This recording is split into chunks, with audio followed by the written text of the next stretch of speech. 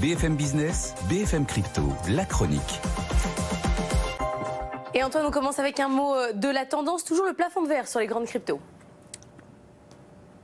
Oui, les 30 000 pour le Bitcoin. On essaie bien d'aller chercher les 31, mais pas possible pour le moment. L'Ether, il y a un peu plus de potentiel. Là, c'est clairement l'objectif $2000 qui est apparu. Et puis l'XRP reste, lui, du côté des 48 cents.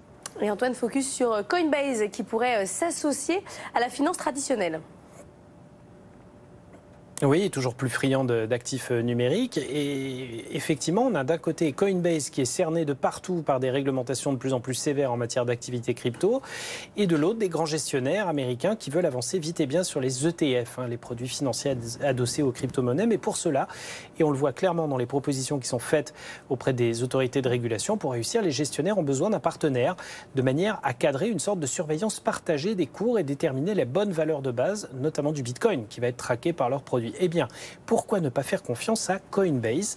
C'est ce qu'ont fait Fidelity, Invesco, WisdomTree et VanEck, qui ont choisi Coinbase comme partenaire, et le CBOE, la bourse des options de Chicago, comme structure de référence. Ainsi, on a d'un côté un acteur de référence coté en bourse en plus et soumis aux règles de transparence boursière qui va aider à la fixation des prix, et un exchange classique, le CBOE, expert en matière de dérivés. On est là en plein dans le concept de surveillance partagée auquel le gendarme boursier américain, la SEC, tient par-dessus tout, de manière à être parfaitement transparent et responsable en matière de fixation des prix. Et là-dessus, Coinbase, qui se cherchait un second souffle, pourrait en profiter à plein.